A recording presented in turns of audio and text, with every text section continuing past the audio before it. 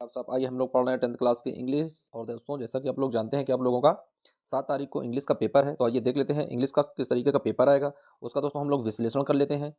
तो देख लेते हैं फ्रेंड्स, पेपर का कोड क्या है दोस्तों, 817 DV। और दोस्तों क्लास कौन सा है, क्लास 10th है इंग्लिश। अब आइए देख लेते हैं फ्रेंड्स किस तरीके से हम लोग इसको सॉल्व करने वाले हैं। तो दोस्तों यहाँ पर इस तरीके का आप लोगों का पेपर प्रारंभ होगा, यानी सबसे पहले दिया होगा पार्ट ए।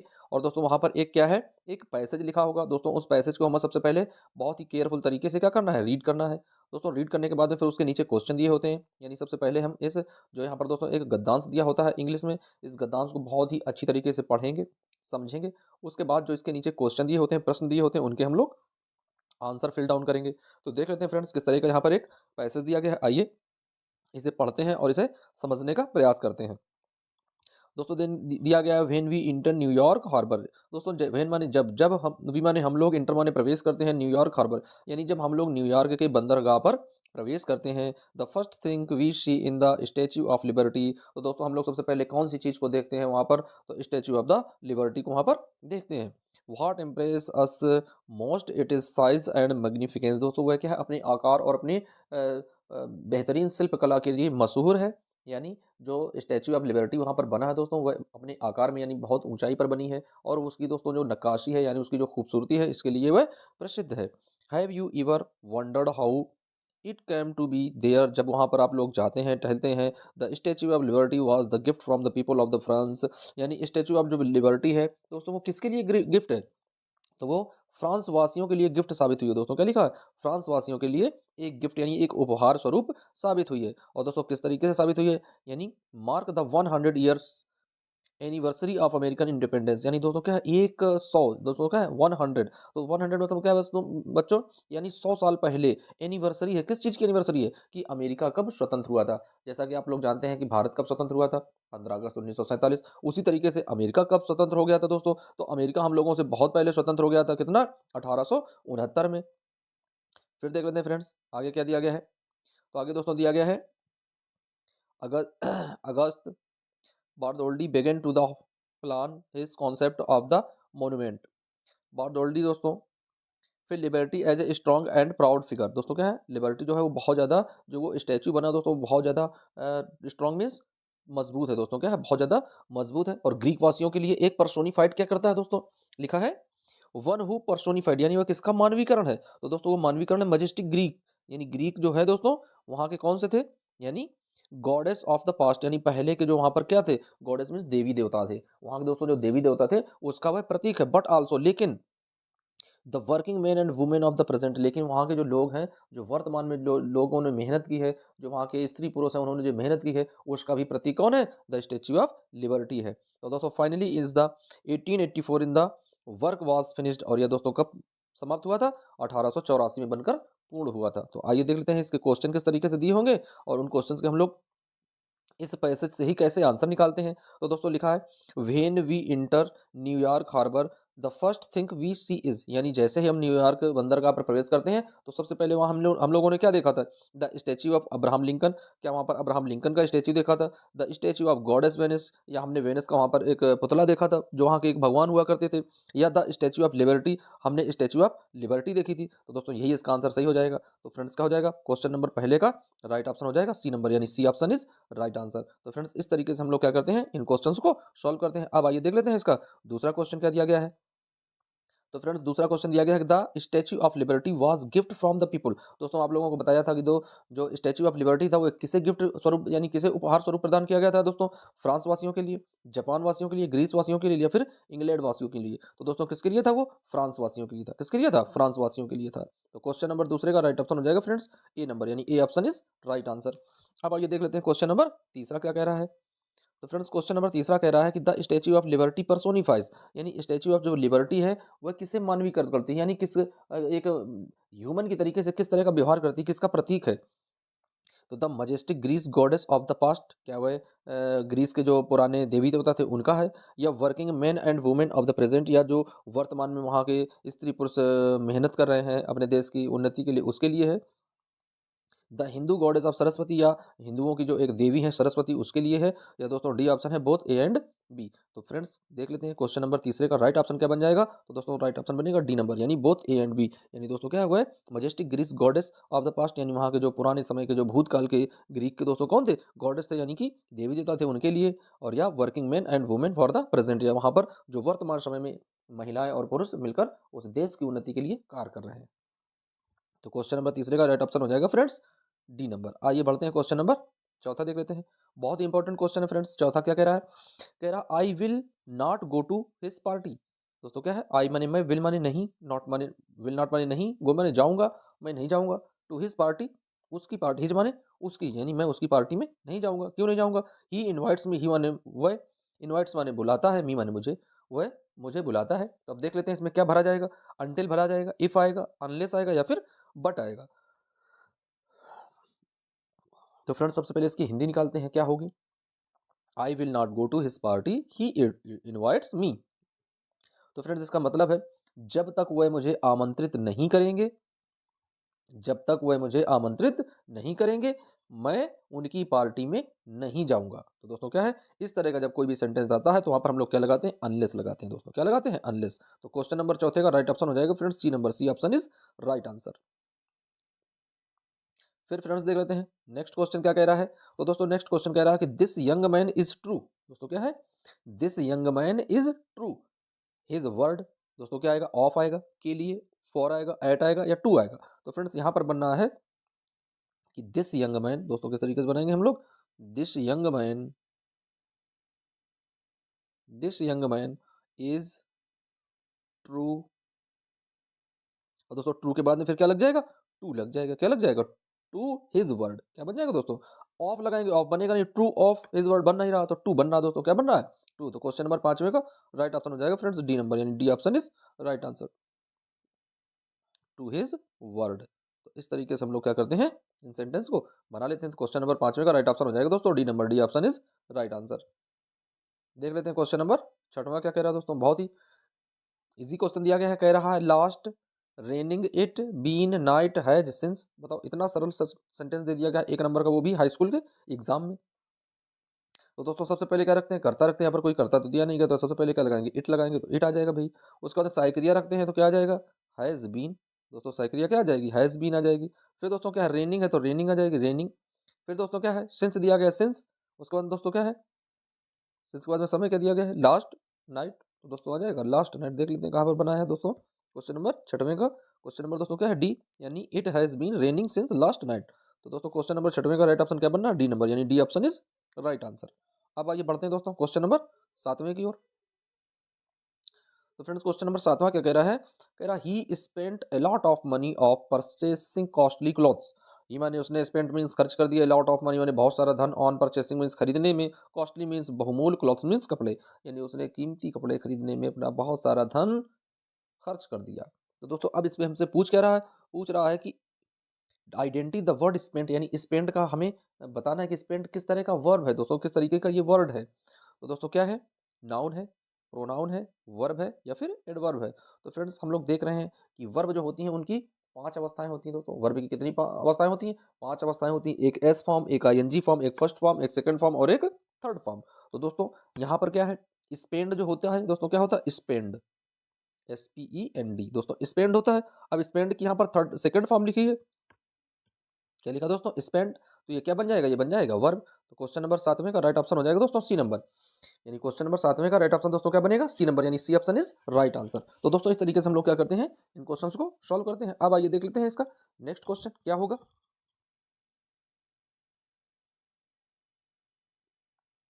तो फ्रेंड्स क्वेश्चन नंबर दिया गया है आठवां, क्या कह रहा है फ्रेंड्स, क्वेश्चन नंबर आठवां कह रहा which of the following word is misspelled. तो दोस्तों देख लेते हैं कि मिसस्पेल्ड कौन सा है, प्रेयर है। तो दोस्तों प्रेयर, फ्रेंड्स प्रेयर की मीनिंग देखेंगे तो प्रेयर की तो यही होती है। फिर मिसचीफ की देखेंगे तो मिसचीफ भी सही है। ग्रामर की देखेंगे दोस्तों, बस यही में कहीं हमें गलती लग रही है बच्चों, इसमें ग्रामर में कहीं ना कहीं हमें गलती लग रही है। फिर दोस्तों अटैच लिखा तो ये भी सही है। तो दोस्तों ग्रामर में क्या गलती होती है देख लेते हैं। तो फ्रेंड्स ग्रामर जो होता है वो मीनिंग होती है GRAMMAR होता है दोस्तों, क्या होता है, ई आर होता है, यहाँ पर क्या लगा है, ई आर लगा है, तो बस यहीं से हम क्या कर लेंगे, पकड़ कर लेंगे भैया इस गलती की, तो मिसस्पेल्ड कौन हो जाएगा, ग्रामर हो जाएगा। तो क्वेश्चन नंबर 8वें का राइट ऑप्शन बन जाएगा सी नंबर। तो फ्रेंड्स इस तरीके से हम लोग क्या करते हैं, क्वेश्चन नंबर 8वें का राइट ऑप्शन लगा देते हैं सी नंबर, और सी वाले जो गोला होगा दोस्तों उसको क्या करेंगे, ब्लैक कर देंगे। आइए बढ़ते हैं क्वेश्चन नंबर नेक्स्ट की ओर दोस्तों। तो 9वां और 10वां यहाँ पर एक पैसेज दिया गया है फ्रेंड्स, उस पैसेज को हमें क्या करना है, पहले रीड करना है अच्छे से, उसके बाद में उसके हमें आंसर देने हैं। तो आइए बच्चों उस पैसेज को हम लोग रीड करते हैं। क्या दिया गया है, दिया गया दोस्तों, he wandered for 7 years and finally set down under a peepal tree. दोस्तों ये बात किसकी हो रही है, ये बात हो रही है गौतम बुद्ध की, यानी ही माने वह, वंडर्ड माने घूमते रहे, भटकते रहे, फॉर 7 years कितने सालों तक, 7 सालों तक वह भटकते रहे, एंड फाइनली और अंत में सेट डाउन बैठ गए, डाउन मीन्स नीचे, किसके नीचे, अंडर ए पीपल ट्री एक पीपल के वृक्ष के नीचे वह, यानी अंततः वह घूमने अंततः दोस्तों 7 साल भटकने या घूमने के पश्चात वह एक पीपल के पेड़ के नीचे बैठ गए। वेयर माने जहाँ, ही वोब्ड टू स्टे अंटिल इंटेलिजेंट कम, यानी जहाँ पर उन्हें क्या है, जहाँ पर उन्हें ज्ञान प्राप्त हुआ दोस्तों, जहाँ पर उन्हें ज्ञान की प्राप्ति हुई। तो इन इनलाइटेंड आफ्टर 7 days, यानी 7 दिनों के बाद में ही रीनेम्ड द ट्री, उन्होंने क्या किया, वहीं पर जो उनका जो उसका नाम था दोस्तों, उस ट्री का नाम था, तो उस ट्री का नाम क्या कर दिया, द बोधि ट्री। उस ट्री का दोस्तों क्या नाम रख दिया, जो पीपल का ट्री था दोस्तों, पीपल का जो पेड़ था उसे क्या कहने लगे, बोधि ट्री। और दोस्तों क्या है, the tree of wisdom. Bodhi tree means क्या होता है दोस्तों, द ट्री ऑफ विजडम, यानी ट्री ऑफ विजडम मीन्स दोस्तों क्या है, यानी ज्ञान का वृक्ष। क्या है दोस्तों, ज्ञान का वृक्ष। And begin to teach and to share his new understanding, यानी और अपने ज्ञान को क्या करने लगे, सभी लोगों को उपदेश देने लगे, जो उन्हें ज्ञान प्राप्त हुआ था उसका सभी को क्या करने लगे, उपदेश देने लगे। तो अब आइए देख लेते हैं कि इससे जुड़े हुए जो क्वेश्चन आंसर दिए गए हैं किस तरीके से हम लोग उनको क्लियर करेंगे। तो फ्रेंड्स लिखा कि Siddharth Gautam wandered in search of enlightenment for, तो दोस्तों कितने सालों तक वो भटकते रहे, 4 सालों तक, 7 सालों तक, 5 सालों तक, या फिर 3 सालों तक। तो दोस्तों 7 years क्या दिया गया है, ऑप्शन में दिया गया था, यानी उस पैसेज में भी लिखा था कि 7 years। तो क्वेश्चन नंबर 9 का दोस्तों क्या ऑप्शन सही हो जाएगा, 7 years हो जाएगा। फिर देख लेते हैं दोस्तों क्वेश्चन नंबर 10वां क्या है, कह रहा Siddharth Gautam got enlightenment sitting under, यानी उन्होंने किस पेड़ की, किस वृक्ष के नीचे बैठकर ज्ञान प्राप्त किया। तो दोस्तों क्वेश्चन नंबर 10वें का कौन है, बनियान ट्री है, मैंगो ट्री है, पीपल ट्री है। दोस्तों कौन था, पीपल ट्री। तो क्वेश्चन नंबर 10वें का राइट ऑप्शन हो जाएगा बच्चों सी नंबर, यानी C option is right answer. अब आइए बढ़ते हैं फ्रेंड्स क्वेश्चन नंबर 11वें की ओर। तो देख लेते हैं क्वेश्चन नंबर भाई 11वां क्या कह रहा है हमसे।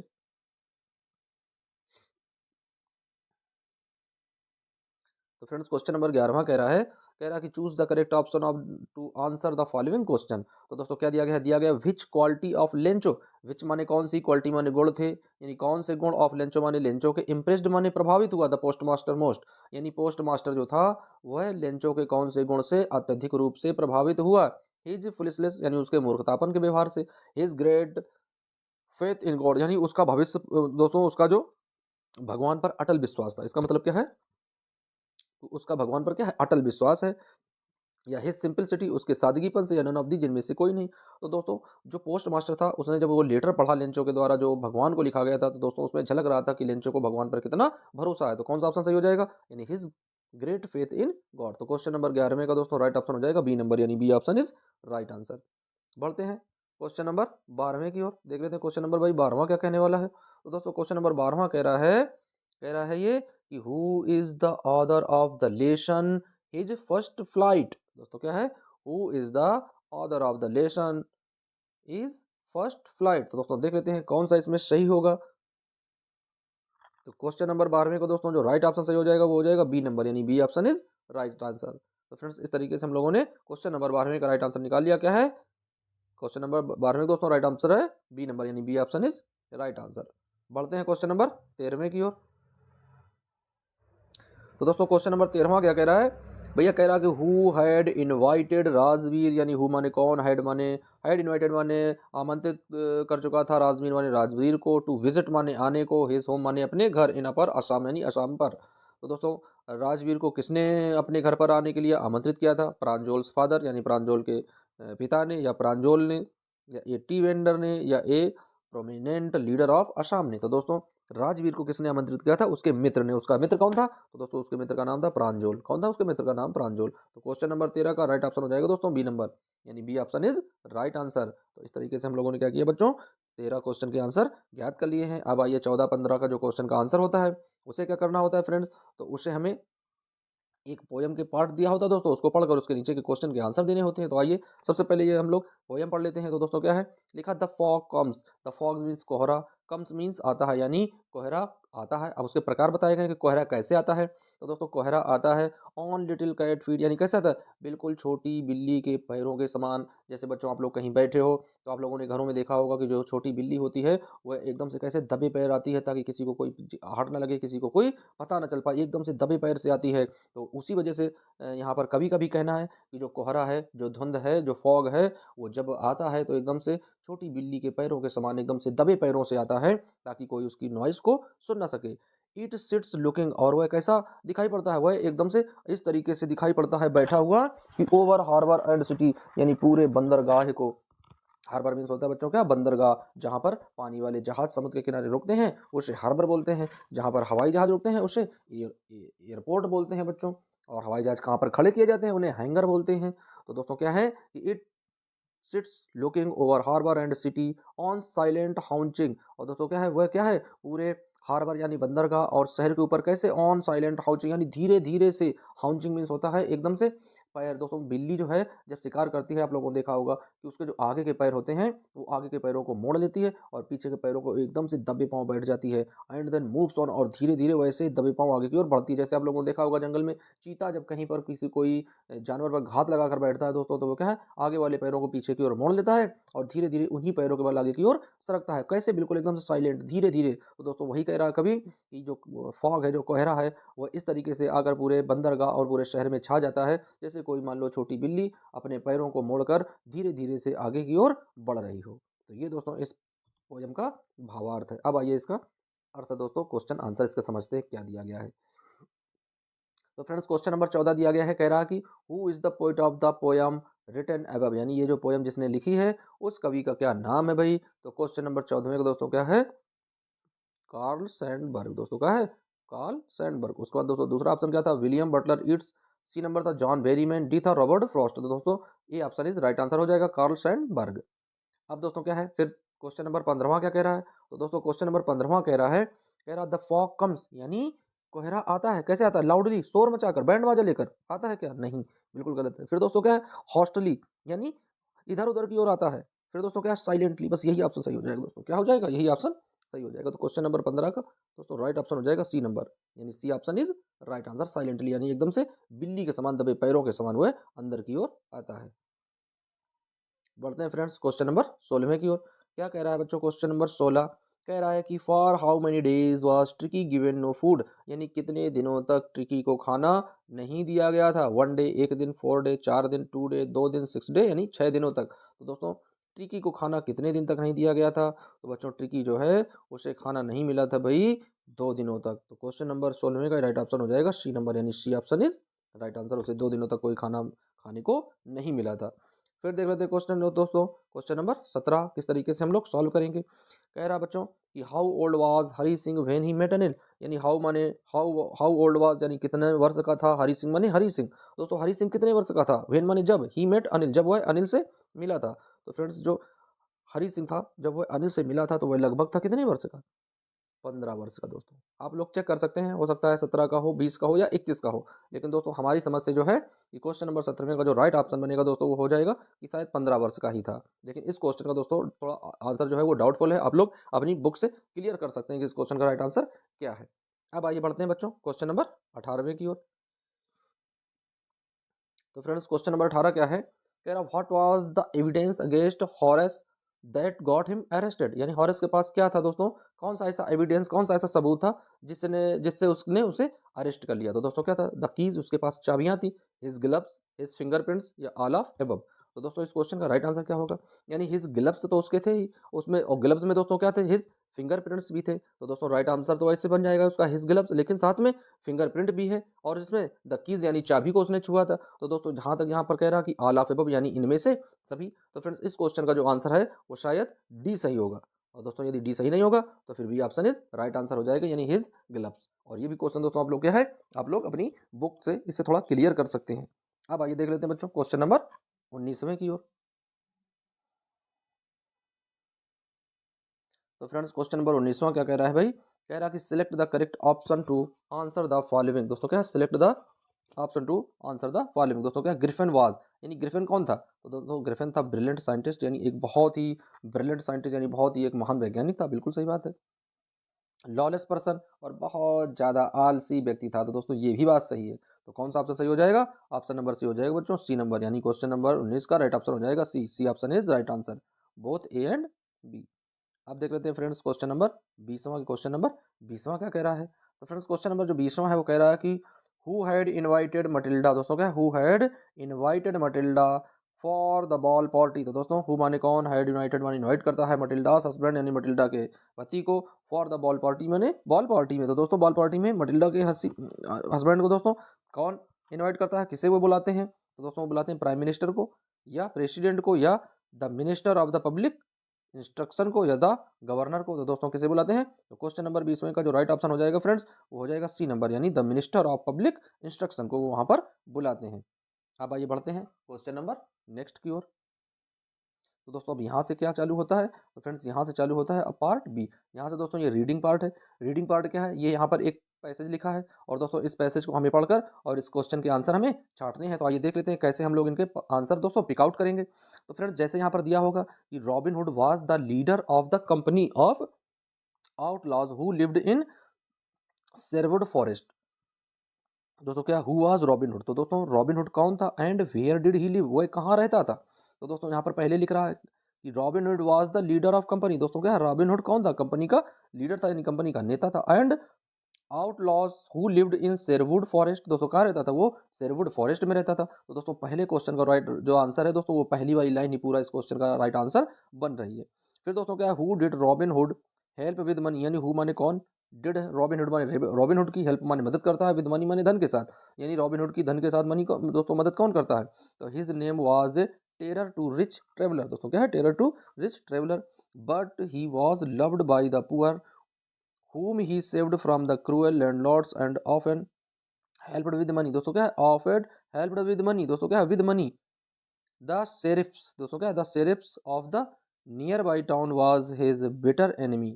तो दोस्तों यहाँ पर कौन सा ऑप्शन सही हो जाएगा? यानी हु माने कौन था, डिड रॉबिन हुड माने रॉबिन हुड, और मदद करने वाला दोस्तों यानी रॉबिन हुड की मदद करने वाला कौन था दोस्तों? तो ये यहाँ पर बन जाएगा, क्या बन जाएगा दोस्तों? यानी क्रूअल लैंडलॉर्ड। दोस्तों क्या था? Cruel landlords and often help with money. दोस्तों क्या है? वह उससे क्रूअल लैंडलॉर्ड यानी जो उसका निर्दयी दोस्तों क्या है, लैंडलॉर्ड यानी मकान मालिक था, उसकी हमेशा कैसे मदद करता था? धन या पैसे दे करके। अब दोस्तों देख लेते हैं क्वेश्चन नंबर तीसरे का आंसर किस तरीके से बनेगा। तो दोस्तों क्वेश्चन नंबर तीसरा क्या है? Who was Robin Hood's bitter enemy. दोस्तों क्या है? हु माने कौन, वाज माने था, रॉबिन हुड माने रॉबिन हुड का, बिटर एनिमी मीन्स दोस्तों उसका एनिमी, यानी उसका बिटर एनिमी कौन था? तो दोस्तों क्या है? The sheriffs of the nearby town was his bitter enemy. दोस्तों क्या, शेरिफ्स था, कौन था? शेरिफ्स। तो कौन सा ऑप्शन आ जाएगा? हु की जगह हम लोग देख देंगे द शेरिफ्स। तो the sheriffs was Robin Hood's bitter enemy, इस क्वेश्चन का आंसर बन जाएगा। तो दोस्तों इस तरीके से हम लोग क्या करते हैं, इन क्वेश्चंस के आंसर को पिक आउट करते हैं। फिर दोस्तों क्या है, which word is the passage means to make non publicity of the officially. तो दोस्तों इस वर्ड की हमें क्या करना है, यहाँ से मीनिंग दोस्तों सर्च करनी है। देख लेते हैं कि राइटिंग में क्या आता है दोस्तों, राइटिंग में। तो दोस्तों देख रहे हैं कि राइटिंग में किस तरीके की चीज़ें आएंगी, आइए समझ लेते हैं फ्रेंड्स। तो दोस्तों यहाँ पर है कि write an application to the health officer के लिए, या राइट ए लेटर हमें लिखना होगा, या राइट ए आर्टिकल लिखना होगा। दोस्तों यहाँ पर तो तीन चीज़ें दी गई हैं। यानी सबसे पहले वाले में दोस्तों दिया होता है कि write an application to the health officer to your city requesting arrange for the cleanness of your locality.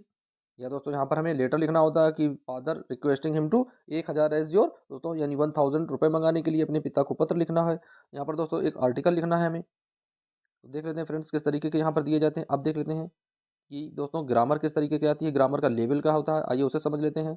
तो दोस्तों ये जो है बहुत ही इंपॉर्टेंट पार्ट है दोस्तों, और इस पार्ट को हमें अच्छे से समझना है। दोस्तों क्या है, कह रहा है ग्रामर में कि रश्मि सेड टू द स्ट्रेंजर। दोस्तों क्या है, रश्मि सेड टू द स्ट्रेंजर, हमें इसे किस तरीके से कन्वर्ट करेंगे? दोस्तों सेट की जगह क्या लगा देंगे, आस्क्ड। भाई सेट की जगह क्या कर देंगे, आस्क्ड कर देंगे। दोस्तों जहाँ पर व्हाट है, व्हाट की जगह व्हाट ही आ जाएगा, इसमें कोई परिवर्तन नहीं। अब दोस्तों यहाँ पर लिखा योर नेम, क्या लिखा, योर नेम। तो दोस्तों योर नेम किसके लिए है, यानी स्ट्रेंजर के लिए, तो आ जाएगा ही नेम। और दोस्तों यहाँ इज है तो यहाँ आ जाएगा वाज, यानी ही नेम वाज। फिर दोस्तों क्या लगाएंगे, एंड। फिर वेयर की जगह वेयर आ जाएगा फ्रेंड, तो वेयर एंड वेयर। फिर दोस्तों यू है, यू भी स्ट्रेंजर के लिए है तो आ जाएगा ही, और लिव की जगह हो जाएगा फ्रेंड्स लिव्ड, यानी यहाँ पर दोस्तों आ जाएगा what his name was and where he lived. तो दोस्तों ये बन जाएगी इस तरीके से इसकी इनडायरेक्ट। अब देख लेते हैं फ्रेंड्स तो फ्रेंड्स अगला क्वेश्चन क्या है कि change the following sentence into passive voice. दोस्तों क्या करना है हमें इसकी पैसिव वॉइस ज्ञात करनी भाई। तो क्या बनाएंगे इसकी पैसिव वॉइस कि he has answered all the questions. दोस्तों क्या है he has answered all the questions. तो इसकी दोस्तों पैसिव वॉइस कैसे बनाएंगे यानी all the questions have been answered by him. इस तरीके से पैसिव वॉइस बनाएंगे। फिर दोस्तों इसकी पंचुएट करना है। पंचुएट क्या आ जाएगा व्हाट इज योर नेम। दोस्तों क्या what is your name asked my senior. तो दोस्तों कैसे बनाएंगे यानी इन्वर्टेड कॉमा प्रारंभ करेंगे। व्हाट में डब्ल्यू बड़ा बना देंगे दोस्तों तो व्हाट इज योर नेम। और दोस्तों नेम के बाद में क्या करेंगे क्वेश्चन मार्क लगा देंगे। फिर लिखेंगे आस्क्ड माय सीनियर और यहाँ पर दोस्तों क्या लगाएंगे फुल स्टॉप और इन्वर्टेड कॉमा क्लोज कर देंगे। फिर दोस्तों आई जो है इसे आई बड़ा बनाएंगे। I replied my name is Prachi. Prachi में पी बड़ी बना देंगे और फुल स्टॉप लगा देंगे। तो इस तरीके से दोस्तों क्या है हम लोग पंजुएट क्रिएट कर लेंगे। आइए अब बढ़ते हैं। यहाँ पर जो दिए गए हैं दोस्तों स्टोरी बना लेते हैं। तो दोस्तों क्या है कि पुस्तकें हमारी सबसे अच्छी मित्र होती हैं। तो दोस्तों क्या है कि द बुक्स आर माने हैं, आवर माने हमारी, सबसे अच्छी माने वेरी बेस्ट फ्रेंड यानी द बुक्स और वेरी बेस्ट फ्रेंड यानी पुस्तकें हमारी सबसे अच्छी मित्र हैं। एक अच्छी पुस्तक पढ़ते समय हम अपनी परेशानियां एवं चिंताएं भूल जाते हैं। तो दोस्तों क्या है हम अपनी चिंताएं और परेशानियां भूल जाते हैं। तो वी माने हम, तो we forget our worries and problems to read a good book. दोस्तों क्या है to read a good book यानी एक अच्छी पुस्तक पढ़ते समय हम अपनी परेशानियां और चिंताओं को भूल जाते हैं। पुस्तकें हमें ज्ञान देने के साथ साथ चरित्र का निर्माण भी करती हैं। The books make my character is good and also give as knowledge. तो दोस्तों क्या है यानी हमारे चरित्र का निर्माण करती हैं और वे साथ में क्या है ज्ञान भी प्रदान करती हैं। पुस्तकें हम सब में साहस एवं आशा का संचार करती हैं। तो the books is flows the hopeless and courage. दोस्तों क्या है the books flows hopeless and courage by us. तो दोस्तों क्या है यानी पुस्तकें हम लोगों में क्या करती हैं आशा और साहस का संचार बढ़ाती हैं। तो इस तरीके से क्या करते हैं दोस्तों हम लोग स्टोरी को क्रिएट कर लेते हैं। अब आइए बढ़ते हैं नेक्स्ट क्वेश्चन की ओर। तो दोस्तों जैसा कि आप लोग देख पा रहे हैं कि लिटरेचर का जो पार्ट दिया गया है उसमें एक क्वेश्चन आप लोगों को बताया गया था कि भाई यहाँ पर नेल्सन मंडेला से जरूर क्वेश्चन पूछा जाता है। और दोस्तों यहाँ पर भी पूछा गया है नेल्सन मंडेला से एक क्वेश्चन। तो फ्रेंड्स क्या है why did Mandela thank the international leaders. फिर दोस्तों इसी में देखो पूछा गया कि why did Kisa Gotami learn from the flickering light यानी कीजा गौतमी के बारे में दोस्तों पूछा गया है। फिर दोस्तों इसी में पूछा गया कि why was the young seagull. दोस्तों क्या है why was the young seagull afraid of flying. या दोस्तों सीगुल के बारे में दिया गया है। या how did Natalia react the same of the Lomo and come with the proposal of marriage। तो दोस्तों क्या है ये प्रपोजल वाले चैप्टर से आया है। तो दोस्तों आप लोग इन क्वेश्चंस को अच्छी तरह से देख लें और इन्हें दोस्तों तैयार कर लें ताकि यदि एग्जाम में दोस्तों ये 7 तारीख को आप लोगों को देखने को मिलेंगे तो फिर आप लोग किस तरीके से इन्हें सॉल्व कर पाएंगे। तो देख लेते हैं फ्रेंड्स नेक्स्ट क्वेश्चन क्या है कि answer any one of the following in about 60 words. दोस्तों ये दो क्वेश्चन दिए गए हैं, दो में से हमें केवल एक करना होगा और इसका आंसर कितने में लिखना होगा 60 से 70 वर्ड में दोस्तों 4 नंबर का होता है। कौन सा क्वेश्चन आया है कि how did the rain change in the disaster, how did the effect Lencho speed. तो दोस्तों जैसा कि आप लोग देख पा रहे हैं कि यहाँ पर लेंचो वाले चैप्टर से एक जरूर आता है दोस्तों, तो लेंचो का इसमें भी आ गया है। तो दोस्तों यदि हमें इस क्वेश्चन का आंसर बनाना होगा तो किस तरीके से बनाएंगे फ्रेंड्स। यदि हमें इस क्वेश्चन का आंसर नहीं पता है तो हम लोग कहाँ से चालू करेंगे व्हाई और डिड हटा देंगे और यहीं से चालू करेंगे the rain change into disaster. और दोस्तों उसके बाद में जो भी हमें लेंचो वाले पार्ट का इस क्वेश्चन का आंसर पता होगा उस क्वेश्चन के आंसर को हम यहाँ पर पिक आउट कर देंगे दोस्तों, रख देंगे।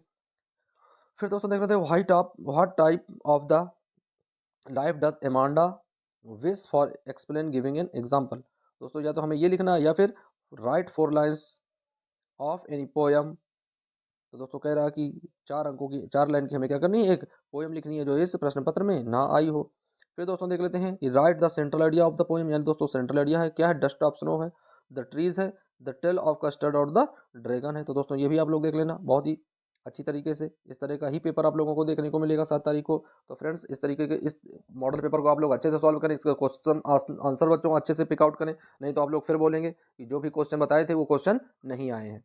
आप दोस्तों 29वां क्वेश्चन देख लेते हैं कि answer any one of the following in about 30-40 words. दोस्तों व्हाई डिड हरी सिंह देख रहे हैं आप लोग, हरी सिंह का क्वेश्चन आया है। उसका दोस्तों एक मैथ्स वाले से क्वेश्चन आया है।